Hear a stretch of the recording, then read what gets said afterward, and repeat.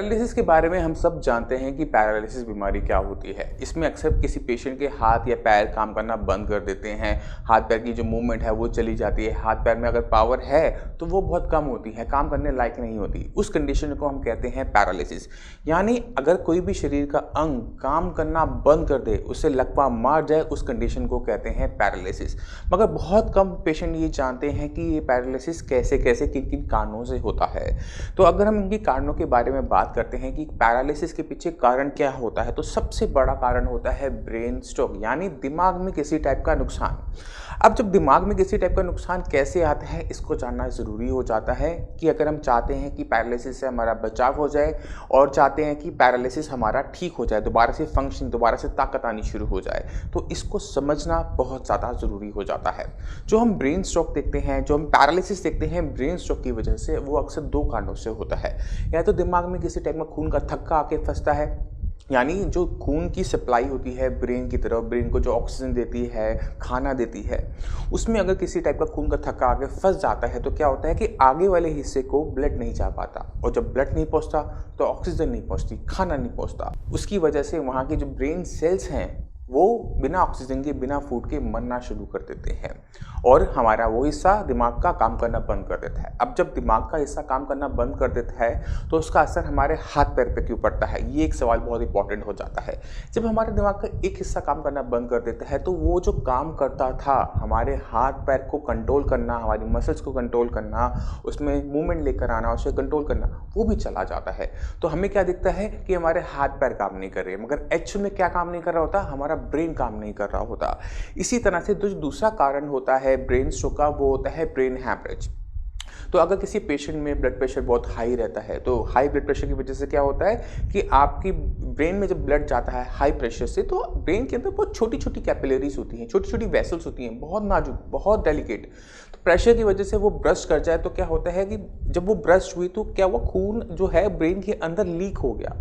अब जब ब्रेन के अंदर लीक हो जाता है आपका ब्लड, तो वहाँ का जो एरिया है वो भी डैमेज हो जाता है, जिसकी वजह से सेम रिजल्ट मिलता है कि हाथ पैर की जो फंक्शनिंग है, मसल्स की जो पावर है, वो चली जाती है। तो ये सबसे बड़ा कारण होता है पैरालिसिस का। मगर इसके अलावा एक और बड़ा रीज़न होता है, वो है स्पाइनल कॉर्ड इंजरी या फिर हेड इंजरी। यानी अगर आपके सिर पे चोट लगे या आपके कमर पे चोट लगे, रीढ़ की हड्डी पे चोट लगे, तो उस केसेस के अंदर भी पैरालिसिस देखने को मिलता है। जब किसी को ब्रेन स्ट्रोक पड़ता है तो अक्सर एकदम पड़ता है कि पेशेंट सो रहा था, सुबह उठा, हाथ पैर नहीं चल रहे थे, या फिर पेशेंट को महसूस कैसे होता है कि हाथ पैर में धीरे धीरे वीकनेस आनी शुरू होती है। ये जो हाथ पैर में धीरे धीरे वीकनेस आनी शुरू होती है, ये अक्सर उन केसेस के अंदर होता है जहाँ पर आपकी ब्लॉकेज आ रही है, इन्फाक्ट आ रहा है, क्लॉट आ रहा है। अब क्लॉट एकदम तो पूरा ब्लॉक नहीं करता, थोड़ा थोड़ा ब्लड जाता रहता है, तो क्या होता है कि वो फंक्शनिंग पूरी नहीं जाती, थोड़ी सी जाती है। तो आपको कैसे महसूस होगा कि आपको हाथ पैर में भारीपन महसूस होना शुरू होगा, या फिर आपको हो सकता है कि नींद बहुत ज़्यादा आ रही हो। तो ये जो फीचर्स होते हैं ये इन्फैक्ट वाले केसेस में, इस्टेमिक केसेस में हमें देखने को मिलते हैं। मगर अगर आपको ब्रेन हैमरेज हो रहा है, क्योंकि हैमरेज एकदम हुआ तो उसका जो रिजल्ट्स होते हैं वो भी एकदम फास्ट होते हैं और पेशेंट के हाथ पैर एकदम काम करना बंद कर देते हैं। तो ये दो मेजर डिफरेंस होते हैं। अब इनकी पैथोलॉजी की वजह से इनका थोड़ा ट्रीटमेंट भी अलग अलग तरीके से होता है। अगर कोई पेशेंट पैरालिसिस का हुआ है, स्ट्रोक पड़ा है और स्ट्रोक पड़ते ही वो सीधा हॉस्पिटल जाता है, तो हॉस्पिटल में जाने के बाद पहला जो काम होता है वो आपके हेड का सीटी स्कैन होता है। रीज़न क्यों, मैं आपको वो भी समझाता हूँ। अगर आपके दिमाग के अंदर क्लॉट है तो उसके के अंदर उस क्लॉट को डिसॉल्व करने के लिए TPA इंजेक्शन होता है, जो अगर पेशेंट को सही टाइम से पहले 4 घंटे में लग जाए तो उसका फ़ायदा ये होता है कि अभी सेल्स मरे नहीं होते, ब्रेन सेल्स, और जैसे ही क्लॉट डिसॉल्व होता है ब्लड का सर्कुलेशन रिस्टोर हो जाता है और ब्रेन दोबारा से एक्टिव हो जाता है। या फिर जो नुकसान हुआ होता है वो बहुत लिमिटेड होता है, जिसकी रिकवरी फास्ट हो जाती है। मगर ये चीज़ हम ब्रेन हैमरेज वाली केसेस में नहीं कर पाते कि जो पेशेंट ब्रेन हैमरेज की वजह से पैरालिसिस हो रहे हैं उनको अगर हम TPA इंजेक्शन देंगे तो क्या होगा, खून पतला हो जाएगा और खून पतला होने की वजह से और ज़्यादा बहेगा। इसी वजह से TPA इंजेक्शन से पहले CT स्कैन बहुत ज़्यादा कंपलसरी होता है, और इसी वजह से एकदम जाकर आप हॉस्पिटल में आप देखोगे कि वो बहुत ज़्यादा भागदौड़ नहीं करते, वो आपको बहुत सही तरीके से, स्टेबल तरीके से एग्जामिन करते हैं। रीज़न बीइंग क्या होता है कि एक गलती यहाँ पर पेशेंट की जान ले सकती है। अब सवाल उठता है कि इन ब्रेन स्ट्रोक के पीछे कारण क्या होते हैं, ये क्यों ये खून का थक्का बना, क्यों ये ब्रेन हैमरेज हुआ। क्योंकि अगर हम इन कारणों को समझ लेते हैं तो हम इस पे काम कर पेशेंट को अगले स्ट्रोक से बचा सकते हैं, या जो पेशेंट बिल्कुल हेल्दी हैं वो अपने आप को पैरालिसिस से बचा सकते हैं। तो अगर हम देखें जो पेशेंट साइंस इंजीनियरिंग में आते हैं अपना पैरालिसिस का ट्रीटमेंट करवाने, तो मैक्सिमम पेशेंट के अंदर, सबके अंदर तो नहीं मिलता बट काफ़ी पेशेंट के अंदर हमें हिस्ट्री मिल जाती है हाई कोलेस्ट्रॉल लेवल की, शुगर लेवल की, डायबिटीज़ की। उन केसेस के अंदर जहाँ पे कोलेस्ट्रॉल ज़्यादा है, डायबिटीज़ ज़्यादा है, तो वहाँ पे खून की गाढ़े होने की जो प्रॉपर्टी है वो बढ़ जाती है, जिसकी वजह से क्लॉट बन जाते हैं। अब ये क्लॉट कहीं पर भी जाके अटकेगा, वहाँ पर वो डैमेज करता है। अगर वो ब्रेन में अटके तो ब्रेन में डैमेज करता है, अगर हार्ट में अटके तो वो हार्ट में डैमेज करता है। तो ये जो प्रॉपर्टी होती है ये आती है कोलेस्ट्रॉल की वजह से, डायबिटीज़ की वजह से। मगर जो केसेस ब्रेन हैमरेज के होते हैं उनके अंदर इकलौता फैक्टर होता है आपका बढ़ा हुआ ब्लड प्रेशर, कि ब्लड प्रेशर की वजह से आपके ब्रेन के अंदर या तो एन्यूरिज्म बनता है। अब एन्यूरिज्म कैसा होता है कि खून का गुब्बारा सा बन जाता है, जो प्रेशर की वजह से अगर कभी फट जाए तो ब्रेन के अंदर लीकेज हो जाती है। तो ये सबसे बड़ा फैक्टर है कि अगर आप अपना बीपी कंट्रोल में रखते हैं तो आप ब्रेन हैमरेज से बच जाते हैं, और अगर अपना कोलेस्ट्रॉल और शुगर लेवल कंट्रोल में रखते हैं तो काफ़ी हद तक आप इन्फैक्ट से, क्लॉट से भी बच जाते हैं, जिससे आपको पैरालिसिस होने की संभावनाएं बहुत ज़्यादा कम हो जाती है। जिन पेशेंट को पहले से पैरालिसिस का स्ट्रोक पड़ चुका है, जिनको ब्रेन स्ट्रोक पड़ चुका है, उनको ध्यान रखना पड़ता है कि अगर आपके ब्लड के अंदर प्रॉपर्टीज़ है गाढ़ा होने की, उसकी क्लॉट बनाने की, फॉर्मेशन की प्रॉपर्टीज़ है, या हाई ब्लड प्रेशर की प्रॉपर्टीज़ है, आपकी बॉडी में ब्लड प्रेशर कंट्रोल नहीं रहता, तो ज़रूरी होती है कि इन फैक्टर्स पे काम करना। क्योंकि अगर आपको ज़िंदगी में एक बार स्ट्रोक पड़ चुका है, इसका मतलब ये नहीं है कि आपको आगे नहीं पड़ सकता। आपको पड़ सकता है, बिल्कुल पड़ सकता है, क्योंकि आपकी बॉडी के अंदर वो माहौल तैयार है जो दोबारा से आपको ब्रेन स्ट्रोक करवाने में सक्षम है। तो हमें क्या करना है, हमें उन फैक्टर्स को बदलना है जो ब्रेन के अंदर ये टाइप का नुकसान करते हैं। तो हमें अपना ब्लड प्रेशर, कोलेस्ट्रॉल और डायबिटीज़ को हमेशा चेक करते रहना है, और चेक करने के साथ साथ सही मेडिसिन से उसे कंट्रोल करना है, सही लाइफस्टाइल से कंट्रोल करना है, सही डाइट से कंट्रोल करना है। कुछ पेशेंट मेरे पास आते हैं, वो कहते हैं मैं मेडिसिन खा तो रहा हूँ तो मैं बच जाऊँगा। जब तक आप अपनी लाइफ के अंदर सही लाइफस्टाइल को चूज़ नहीं करते, सही डाइट नहीं लेते, सही तरीके से एक्सरसाइज नहीं करते, अपने ब्लड प्रेशर कंट्रोल नहीं करते, कोई भी डॉक्टर आपको दोबारा पैरालिसिस के स्ट्रोक से नहीं बचा सकता। अब चलते हैं पैरालिसिस यानी ब्रेन स्ट्रोक के ट्रीटमेंट के ऊपर, कि किस तरह से कोई भी अपने हाथ पैर में दोबारा से पावर लेकर आ सकता है। जो हाथ नहीं चल रहा, जो पैर ढंग से नहीं चल रहा, जो पैर नहीं चल पा रहा, उसमें पावर कैसे लेकर आ सकते हैं। तो इसके लिए हमें थोड़ा सा डीप जाना पड़ता है, समझना पड़ता है हमें अपने ब्रेन के स्ट्रक्चर को, ब्रेन की हीलिंग पावर्स को। हमारा जो ब्रेन होता है वो बना हुआ होता है न्यूरॉन सेल्स का। ये न्यूरॉन्स क्या होते हैं, ये न्यूरॉन्स जो होते हैं यही हमारे ब्रेन को कंट्रोल करते हैं। ये न्यूरॉन्स जो होते हैं ये ग्रुप में एक फंक्शन को निभा रहे होते हैं। जैसे अगर वहाँ पर कुछ लाख सेल इकट्ठे हो जाएंगे तो वो आपके हाथ पैर की मसल्स को कंट्रोल कर रहे होंगे, उसमें कोऑर्डिनेशन दे रहे होंगे, आपके फेस को चला रहे होंगे, आपकी आई की कोऑर्डिनेशन दे रही होगी। तो जिस एरिया में क्लॉट आता है, जिस एरिया में ब्लड नहीं पहुँच पाता, उस हिसाब से आपको डैमेज होता है। डैमेज अक्सर जो हम देखते हैं मैक्सिमम केसेस के अंदर हमेशा पार्शल होता है, हाफ साइड होता है, कि लेफ्ट साइड की बॉडी काम नहीं कर रही या फिर राइट साइड की काम नहीं कर रही। बहुत कम केसेस होता है कि दोनों साइड का पैरालिसिस आपको एक साथ हो जाए। अब हमारे जो न्यूरॉन्स होते हैं उनकी जो संख्या होती है वो लिमिटेड होती है, वो बढ़ नहीं सकते, हमें उन्हीं न्यूरॉन्स को यूज़ करना पड़ता है। तो अब क्या होता है कि हमारा ब्रेन को अगर हम देखें कि ब्रेन के अंदर कैसे हीलिंग होती है, तो अगर आपको कभी याद हो कि जब आपको ब्रेन स्ट्रोक पड़ा था, पैरालिसिस हुआ था, तो आपके जो ब्रेन के सेल्स थे वो डैमेज हो गए। अब वो जो डैमेज हो गए तो उसके बाद आपने क्या देखा कि आपके हाथ पैर में दोबारा से ताकत आने लगी, दोबारा से फंक्शनिंग आने लगी।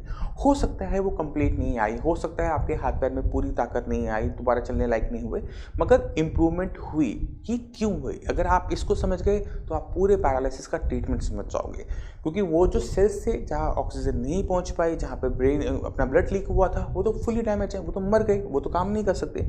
मगर ब्रेन ने अपने अंदर हीलिंग की वजह से उसको रिकवर किया। कैसे किया? इस प्रोसेस को हम कहते हैं न्यूरोप्लास्टिसिटी।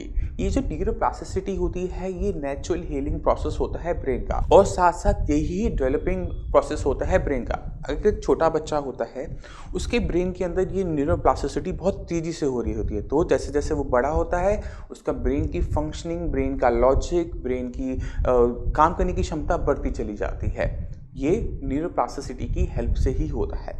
सेम चीज़ होती है जब आपको ब्रेन स्ट्रोक होता है। ब्रेन स्ट्रोक होने के बाद ये एकदम फास्ट मूवमेंट में आ जाता है क्योंकि उसको अपनी फंक्शनिंग को वापस लेना होता है।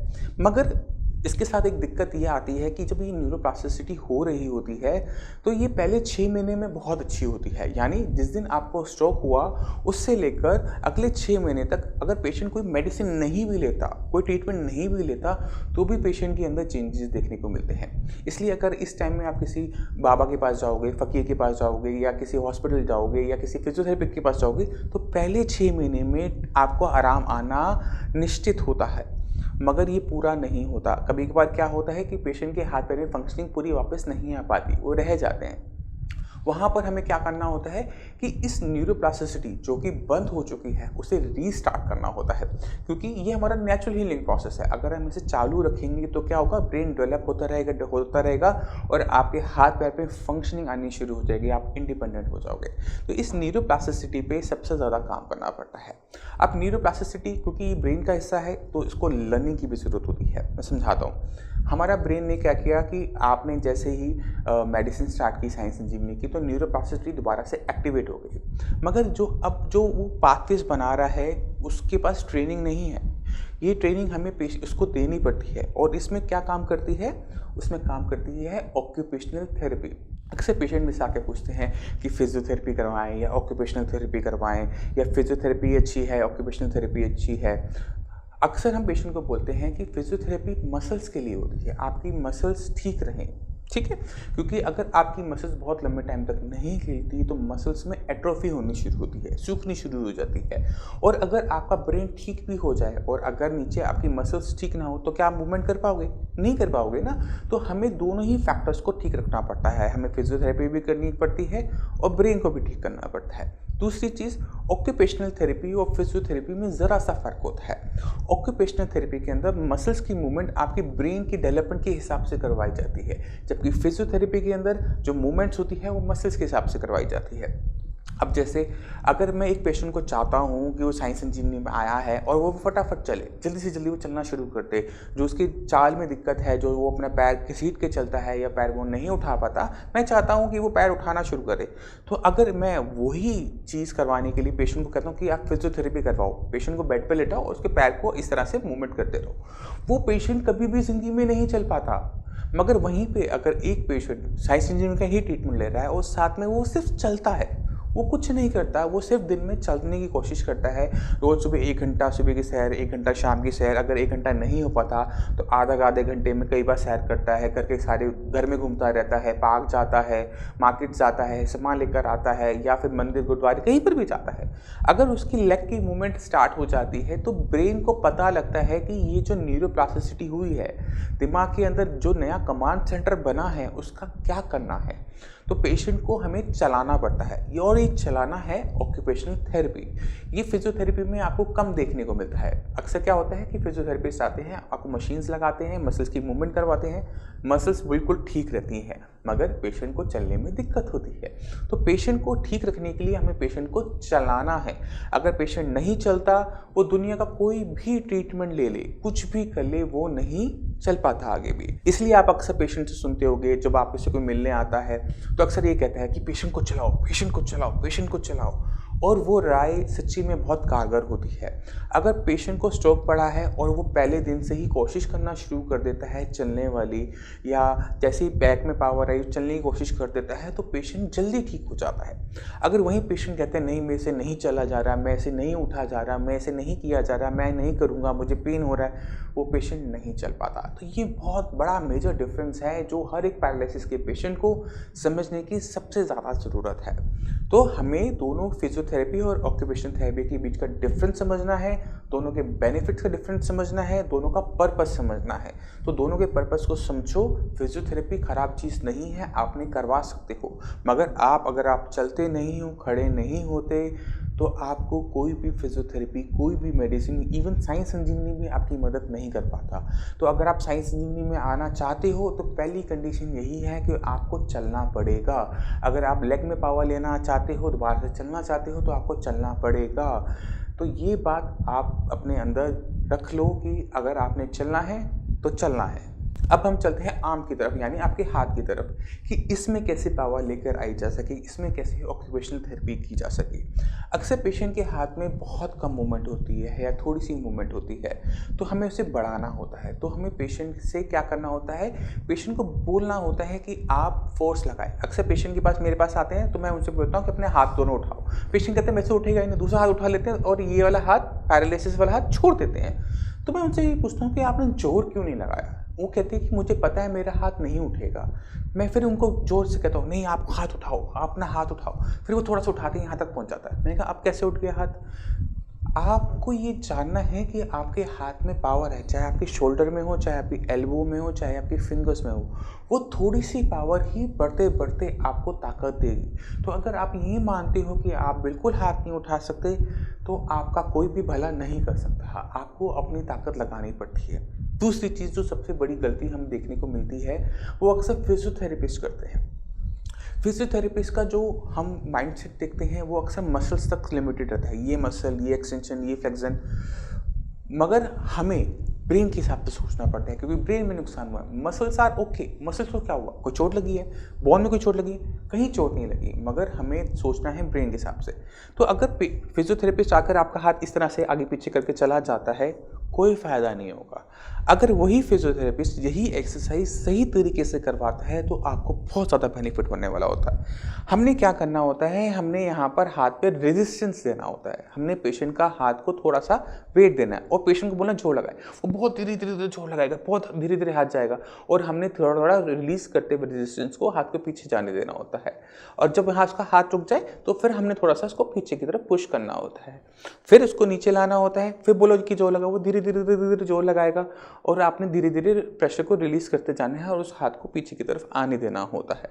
इस तरह से क्या होता है कि पेशेंट के अंदर से जोर लगता है। पेशेंट का हाथ मसल्स ताकत नहीं लगा रही, यहाँ उसका ब्रेन लगा रहा है। उसको ब्रेन को पता है कि ये काम मुझे करना है और इसमें मुझे माहिर होना है। तो ब्रेन हमारा एक ही काम को बार बार करने से बेटर होता चला जाता है। इसी तरह से शोल्डर वाली एक्सरसाइज होती है। पेशेंट अक्सर क्या करते हैं, उनको बोलो कि शोल्डर एक्सरसाइज करनी, दोनों हाथ को इस तरह से दूसरे हाथ से उठा लेते हैं, मगर पेशेंट को ये समझ में नहीं आता कि जोर आपने पैरालिसिस वाले हाथ से लगाना है, ना कि दूसरे हाथ से लगाना। इसको असिस्ट करना है। ये हाथ में आपने जोर लगाया कंधे उठाने की, जब ये नहीं जा पा रहा तो आपने थोड़ा सा जोर अपने सही हाथ से लगा दिया और इसको पूरा होके ऊपर लेके जाना है। ये चीज़ समझनी हर पैरालिसिस पेशेंट के लिए बहुत ज़्यादा ज़रूरी है। मैं मानता हूँ आपको इसमें पेन हो सकता है, मगर पेन का इलाज हमारे पास है। जो चीज़ सबसे मुश्किल है आज के डेट में वो है पैरालिसिस का इलाज, आपके ब्रेन का इलाज। तो अगर आप चाहते हो कि ब्रेन को ठीक करना है तो ब्रेन को समझना भी पड़ता है। ब्रेन क्या चाहता है आपसे, आप क्या चाहते हो वो नहीं, आपका ब्रेन आपसे क्या चाहता है। और अगर उसे वो चीज़ मिल जाती है तो पेशेंट में रिकवरी बहुत फास्ट होती है। साइंस इंजीनियरिंग में डेली कम से कम 250 से 300 पैरालिसिस के पेशेंट फ़ोन करते हैं और पूछते हैं, पैरालिसिस के बारे में पूछते हैं। वो पूछते हैं कि हम मेडिसिन खा रहे हैं, हम एलोपैथिक मेडिसिन ले रहे हैं, तो हमें क्या ज़रूरत है आयुर्वेदिक मेडिसिन की। जितने भी पैरालिसिस के पेशेंट हैं जिनको लगता है कि वो एलोपैथिक मेडिसिन से ठीक हो जाएंगे, वो अपना एक बार मेडिसिन को खुद ब खुद देखें, वो कौन सी मेडिसिन किस वजह से ले रहे हैं। अगर आप किसी भी पैरालिसिस पेशेंट का मेडिसिन का पर्चा निकाल के देखते हो तो उसमें जो मेडिसिन होती हैं वो बहुत लिमिटेड सी होती है, और वो मेडिसिन मैं आपको अभी बता सकता हूँ और क्या पर्पस है वो भी बता सकता हूँ। आप मेडिसिन ले रहे होंगे खून को पतला करने की, अगर आपके ब्रेन के अंदर इन्फ्राक्ट आया होगा। आप मेडिसिन ले रहे होंगे मल्टीविटामिन, आप मेडिसिन ले रहे होंगे कोलेस्ट्रॉल की, आप मेडिसिन ले रहे होंगे बीपी की, अगर आपको डायबिटीज़ है तो आप डायबिटीज़ की मेडिसिन ले रहे होंगे। बस यहाँ पर ट्रीटमेंट ख़त्म। मगर ये ट्रीटमेंट आप खुद सोच सकते हो कि सबसे इम्पॉर्टेंट फैक्टर ब्रेन को भूल जाता है कि ब्रेन को भी कुछ चाहिए। अगर आप ब्रेन के बारे में नहीं सोचते, ब्रेन आपके बारे में नहीं सोचता। ब्रेन नहीं अपने अंदर चेंजेस लेकर आता है, अपना जो न्यूरोप्लास्टिसिटी है जो बंद है वो बंद ही रह जाती है। इसलिए सालों साल आप मेडिसिन खा लो, सालों साल आप फिजियोथेरेपी करवा लो और पेशेंट में आपको 0% चेंजेस देखने को मिलते हैं। साइंस इंजीनियरिंग में पेशेंट एकदम पैरालिसिस होकर नहीं आते, उनको कई कई साल हो चुके होते हैं और उनमें फिर इम्प्रूवमेंट लेकर हम आते हैं। तो इस चीज़ को समझो कि अगर आप एलोपैथिक मेडिसिन ले रहे हो तो साइंस इंजीनियरिंग में पहली चीज़ ये की जाएगी कि आपकी वो मेडिसिन बंद नहीं करवाई जाएगी, क्योंकि कोलेस्ट्रॉल इंपॉर्टेंट है, बीपी इंपॉर्टेंट है, आपका शुगर इंपॉर्टेंट है। इन सबको कंट्रोल करना बहुत इंपॉर्टेंट है अगले स्टॉक से, अगली बार दिक्कत ना आए, इसके लिए इन चीज़ों को कंट्रोल करना बहुत ज़्यादा ज़रूरी है। मगर इससे आपका ब्रेन भी ठीक नहीं होने वाला, इससे आपके हाथ पैर में ताकत नहीं आने वाली। तो पेशेंट बहुत भटकता है, बहुत परेशान होता है और अक्सर गलती कहीं ना कहीं हमारे डॉक्टर समाज की ही है कि हम पेशेंट को सही तरीके से गाइड नहीं कर पाते कि इस स्टेज के बाद क्या अच्छा है, इसके बाद आपने क्या करना है। तो अगर पेशेंट को ये लगता है कि फिजियोथेरेपी करवाते करवाते वो थक चुका है और उसकी इम्प्रूवमेंट नहीं आ रही, तो उसे दोबारा से सोचने की ज़रूरत होती है कि उसने कहाँ गलतियाँ की, कहाँ मिस्टेक की। क्योंकि कुछ भी अगर हम देख रहे हैं, अगर पैरालिसिस का स्ट्रोक भी हुआ है तो वो हमारी ही गलती की वजह से हुआ है, किसी और की गलती से नहीं हुआ। कोलेस्ट्रॉल बढ़ा हमारी गलती से बढ़ा, शुगर बढ़ी हमारी गलती से बढ़ी, बीपी बढ़ा हमारी गलती से बढ़ा। तो गलतियाँ हमारी ही होती हैं। चाहे आपके हाथ में ताकत नहीं है, चाहे आपके पैर में ताकत नहीं, तो गलती कहाँ थी? हमारी ही थी। जो पेशेंट है उसी की अक्सर गलती होती है कि पेशेंट उस चीज़ को समझना नहीं चाहता। हर चीज़ में शॉर्टकट, हर चीज़ में शॉर्टकट। तो ये जो शॉर्टकट अपनाने की जो हमारी होती है, कैपेबिलिटीज़ होती है, इनको थोड़ा सा स्टे देना पड़ता है और डीप जाके नॉलेज लेकर उस चीज़ को हमें शुरू करना पड़ता है, हमें अपने ब्रेन को शुरू करना पड़ता है। तो अपने ब्रेन को समझो कि ब्रेन क्या चाहता है, आप क्या चाहते हो वो नहीं, आपका ब्रेन आपसे क्या चाहता है, उसे ठीक होने के लिए क्या चाहिए, उसको जो चाहिए उसे हमें देना है। डाइट से देना है, एक्सरसाइज से देना है, मेडिसिन से देना है, ऑक्यूपेशनल थेरेपी से देना है। सबको कंबाइन करके पेशेंट को वो चीज़ दो। पेशेंट के अंदर चेंजेस आपको पहले ही महीने से नज़र आने शुरू हो जाते हैं। 15-20 दिन होते हैं, पेशेंट के हाथ में पावर आनी शुरू हो जाती है। कैसे हो जाती है? कोई चमत्कार थोड़ा है, ये जो है सब मेडिकल साइंस है। अब पेशेंट मेरे पास आते हैं और मुझसे अक्सर पूछते हैं, डॉक्टर साहब मैं कितने टाइम में ठीक हो जाऊँगा? डॉक्टर साहब ये मेरे हाथ कितने टाइम में चलना शुरू हो जाएगा? डॉक्टर साहब मेरा पैर चल चुका है, मेरा हाथ कितने टाइम में चलेगा? तो ये डिपेंड करता है कि आपको डैमेज कितना हुआ है, कहाँ पर हुआ है और कितना बड़ा एरिया इफेक्टेड है आपके ब्रेन के अंदर। अगर छोटा एरिया होता है, इफेक्टेड होता है, तो पेशेंट के अंदर रिकवरी बहुत फास्ट होती है। पेशेंट को 15-20 दिन के अंदर आराम दिखना शुरू हो जाता है, महीने 2 महीने के अंदर वो चीज़ खत्म हो जाती है। साइंस इंजीनियरिंग का ट्रीटमेंट खत्म, आप अपनी लाइफ नॉर्मल तरीके से जी सकते हो। अगर आपका एरिया बड़ा डैमेज हुआ है तो उस पर रिकवरी में टाइम लगता है। रिजल्ट्स आपको फर्स्ट मंथ में दिखने शुरू हो जाएंगे कि जो आपका हाथ नहीं चला था वो थोड़ा हिलने लग गया, फिंगर्स चलने लग गई, आपकी जो चाल थी वो स्टेबल हो गई, टांगों में ताकत आनी शुरू हो गई, थकावट कम होती है, एक्सरसाइज ज़्यादा अच्छी तरीके से कर लेते हो, ये होना शुरू हो जाता है। मगर पेशेंट को इंडिपेंडेंट, पेशेंट को वो चीज़ फील करना कि मैं पहले जैसा हो गया, इसमें थोड़ा सा टाइम लग जाता है। तो जो पेशेंट ब्रेन स्ट्रोक हुआ है क्लॉट की वजह से, रिकवरी बहुत फास्ट है, 2-3 मंथ्स में बहुत अच्छी रिकवरी है। जिन पेशेंट के अंदर ब्रेन हैमरेज हुआ है उनको थोड़ा सा पेशेंस ज़्यादा रखना पड़ता है, क्योंकि उनका ब्रेन के अंदर जो डैमेज है वो ज़्यादा हुआ होता है। तो उनको 3 to 4 मंथ्स का टाइम लग जाता है अच्छी सब्सटेंशियल अपनी एक कैसे कह सकते हैं ना रिकवरी दिखाने में। मगर जो पेशेंट को पैरालिसिस हुआ है स्पाइनल इंजरी के अंदर, सिर्फ एक वही पेशेंट ऐसे होते हैं जहाँ पर साइंस इंजीनियरिंग बहुत ज़्यादा मदद नहीं कर पाता। आज तक 100-200 पेशेंट जो हम देखते हैं, अगर उसकी एवरेज निकालें तो मुश्किल से 3 से या 4 पेशेंट ऐसे होते हैं जिनके अंदर हम चेंजेस लेकर आ पाते हैं। बाकी जो बहुत बड़ी परसेंटेज है, मैं खुद मानता हूँ ये बहुत बड़ी परसेंटेज है स्पाइनल इंजरी वाले पेशेंट जिनको चोट की वजह से हुआ है, उनके अंदर रिकवरी बहुत स्लो होती है, बहुत स्लो होती है। तो अगर आपको पैरालिसिस हुआ है ब्रेन स्ट्रोक की वजह से, क्लॉट की वजह से, ब्रेन हैमरेज की वजह से, आपको बिल्कुल भी घबराने की ज़रूरत नहीं है, आपकी रिकवरी है। सिर्फ दिक्कत स्पाइनल इंजरी, हेड इंजरी वाले पेशेंट के साथ है। पैरालिसिस पेशेंट के लिए डाइट बहुत ज़्यादा ज़रूरी होती है। अक्सर हम पेशेंट को देखते हैं कि पेशेंट के घर वाले आते हैं और पेशेंट के खाने में से ना सारे मसाले निकाल देते हैं, नमक निकाल देते हैं कि आपका बीपी हाई रहता है, आप नमक मत खाओ। पेशेंट को ऐसा खाना दिया जाता है जो उसकी बॉडी में कुछ भी नहीं करता। पेशेंट खाना कम कर देता है क्योंकि उसे टेस्ट नहीं आ रहा होता। वो खाना खाना बंद कर देता है, बॉडी वीक होना शुरू हो जाती है, मसल्स सूखना शुरू कर देती है, पेशेंट की कंडीशन और डेटोरेट करती है।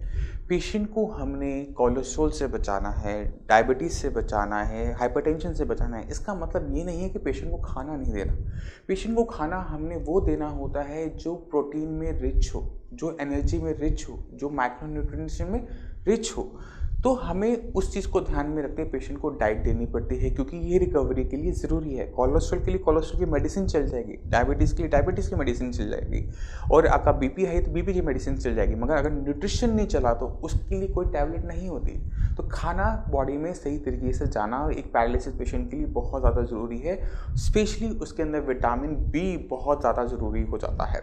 तो अक्सर हम पेशेंट में भी देखते हैं कि जो मल्टीविटामिन चल रहे होते हैं वो बी के सप्लीमेंट चल रहे होते हैं, चाहे वो B6 हो चाहे वो B12 हो। तो वो रिच करने के लिए हमें पेशेंट को जो डाइट देनी पड़ती है, तो हम रिकमेंड करते हैं कि पेशेंट को कि आप अपनी जो डाइट के अंदर कुछ चीज़ें को ज़रूर ऐड करें। अगर आप नॉन वेजिटेरियन हैं तो फिश एक बहुत अच्छा सप्लीमेंट है, क्योंकि हमने ब्रेन के अंदर, बॉडी के अंदर वो चीज़ें रॉ मटेरियल पहुँचानी बहुत ज़्यादा ज़रूरी होती है। अगर हमारी बॉडी में B12 B6 की कमी है तो आप अपने आप को देखते हो कि न्यूरोप्लास्टिसिटी का जो मैकेनिज्म है वो स्लो चलता है। तो हमने अपनी बॉडी के अंदर विटामिन मिनरल्स पूरे रखने हैं, और साथ साथ देना है अच्छी अमाउंट में लाइट प्रोटीन, क्योंकि अब आपके ब्रेन ने डेवलपमेंट करनी है, आपके न्यूरॉन्स ने अपनी लेंथ को बढ़ाना है। नंबर नहीं बढ़ेंगे मगर उनका साइज़, उनकी कनेक्टिविटी, उनकी कॉम्प्लेक्सिटी वो बढ़नी है। तो उनको रॉ मटेरियल का चाहिए प्रोटीन, क्योंकि हमारी पूरी बॉडी प्रोटीन की बनी हुई है। तो प्रोटीन के लिए हम पेशेंट को देते हैं मिल्क, क्योंकि मिल्क एक बहुत ईजिली एब्जॉर्बेबल प्रोटीन है। तो हमने क्या करना है, पेशेंट को मिल्क की अमाउंट बढ़ा देनी है। पेशेंट को आपने दिन में 2 बार 3 बार, चाहे थोड़ा थोड़ा आप दो, आपने देना है। मिल्क से क्या होगा, रॉ मटेरियल बॉडी में जाएगा। और इसी की तरह जो मूंग की दाल होती है, बहुत लाइट प्रोटीन है, बहुत इजीली एब्जॉर्बेबल होने वाला प्रोटीन है। पेशेंट को देना है, पेशेंट को रोकना नहीं है। उसमें चाहे पेशेंट को टेस्ट डालना पड़े, चाहे उसके अंदर आपको उसमें हींग डालना पड़े, जीरा डालना पड़े, मगर टेस्टी बना के पेशेंट को दो, जिससे वो मैक्सिमम अमाउंट में उसे इनटेक करना शुरू करे। जितना वो इनटेक करेगा उतना अच्छा रॉ मटेरियल बॉडी के अंदर होगा, उसी हिसाब से तो ब्रेन डेवलप करेगा। अगर हमने मेडिसिन दी, बॉडी का न्यूट्रिशन खराब है, बॉडी के अंदर विटामिन नहीं है, मिनरल्स नहीं है, प्रोटीन नहीं है, तो ब्रेन डेवलपमेंट नहीं करता। उसके बाद जो चीज़ चाहिए उसको वो हमें देनी पड़ती है, तभी जाके हमें वो चीज़ मिल पाती है जो हम चाहते हैं। मसाज एक ऐसी चीज़ है जिसे सारे डॉक्टर्स मना करते हैं। अगर आप हॉस्पिटल जाएंगे, नहीं मसाज नहीं करनी, फिजियोथेरेपिस्ट मसाज नहीं करनी। मगर मसाज में बुराई क्या है, मैं आपसे पूछता हूँ। मसाज अगर आप रगड़ के करते हो, मांसपेशियों को रगड़ के करते हो, तो वो 100% आपकी मसल्स को नुकसान पहुँचाएगा। मसल्स में कंट्रैक्शन पड़ना शुरू हो जाएंगे, मसल्स टाइट हो जाएंगी, आपके हाथ पैर की फंक्शनिंग परमानेंट तरीके से चली जाएगी। मगर अगर वही मसाज सही तरीके से करते हो तो पेशेंट की मसल्स रिलैक्स करती हैं, मसल्स में जो पेन हो रहा है वो चला जाता है, मसल्स में जो फटीक है वो चला जाता है, पेशेंट जल्दी से एक्सरसाइज करने वाला बन जाता है। तो सही तरीके से एक्सरसाइज करना, सही तरीके से मसाज करना हर पैरालिसिस पेशेंट को पता होना चाहिए। मसाज करने के लिए हमने किन चीज़ों का ध्यान रखना है कि आप कोई भी ऑयल यूज़ करो, ज़रूरी नहीं है कि जो साइंस संजीवनी ऑयल दे रहा है उसी से सब कुछ होगा। ऑयल जो होता है आपकी मसल्स को रिलैक्स करने के लिए, आपकी ब्रेन को रिलैक्स करने के लिए नहीं होता। वो आपकी मसल्स को आराम देगा, आपकी मसल्स को आराम देगा, आपके ब्रेन में कोई नहीं। तो ये एक तरीके से हम कह सकते हैं कि एक ऐसा साइकोलॉजिकल उसका इम्पैक्ट आता है कि पेशेंट को लगता है कि मेरे हाथ पैर पे कुछ कर रहा हूँ तो मेरा हाथ पैर ठीक होना शुरू हो रहा है। Much more like a placebo effect. मैं खुद मानता हूँ कि ऑयल की जो फंक्शनिंग है मसल्स लेवल तक ही है। मसल को रिलैक्स कर सकता है मगर मसल्स में ताकत नहीं डाल सकता। ताकत आपके ब्रेन से ही आएगी। तो आपने ऑयल लगाना है नीचे से ऊपर की तरफ, आपने अंदर की तरफ लेकर आना है और दबाना नहीं है, उसको हल्के हाथ से लगाना है। हल्के हाथ से जैसे आप क्रीम लगाते हैं, मॉइस्चराइज़र लगाते हैं, इस तरह से आपने इसको लगाना है। और इसको जैसे आप रब करोगे तो क्या होगा, फ्रिक्शन की वजह से हीट जनरेट होनी शुरू हो जाती है, और हीट जो होती है वो मसल्स को रिलैक्स करती है। इसके लिए फिजियोथेरेपिस्ट कई टाइप के इक्विपमेंट भी यूज़ करता है, और आप इसको गर्म पानी की थैली से सिकाई कर सकते हो। आप हो सकता है कि आप थोड़ा गर्म कंबल लेके बैठ जाओ तो हीट से आपकी मसल रिलैक्स हो जाती हैं, तो आप उसको यूज़ कर सकते हो। तो ये जो मेन पर्पस होता है आपका ऑयल मसाज का, वो होता है हीट जनरेशन का, क्योंकि हीट पड़ते ही आपकी मसल रिलैक्स हो जाएंगी। आपकी जो फटीग है, जो थकावट है आपकी मसल्स में जो एक्सरसाइज करने से आई है, वो भी चली जाएगी। और पेशेंट को लगता है कि मैं कुछ लगा रहा हूँ इसलिए वजह से मेरे हाथ पैर में ताकत आ रही है, तो ये बहुत ज़्यादा इंपॉर्टेंट है। पेशेंट का साइकोलॉजिकल जो होता है उसको भी आराम मिलना चाहिए कि हाँ मैं कुछ कर रहे हैं और आराम आ रहा है, तो बहुत ज़रूरी है मसाज पेशेंट के लिए। पेशेंट को मसाज आप करवाएं, मसल्स में रिलैक्सेशन ज़रूर आती है।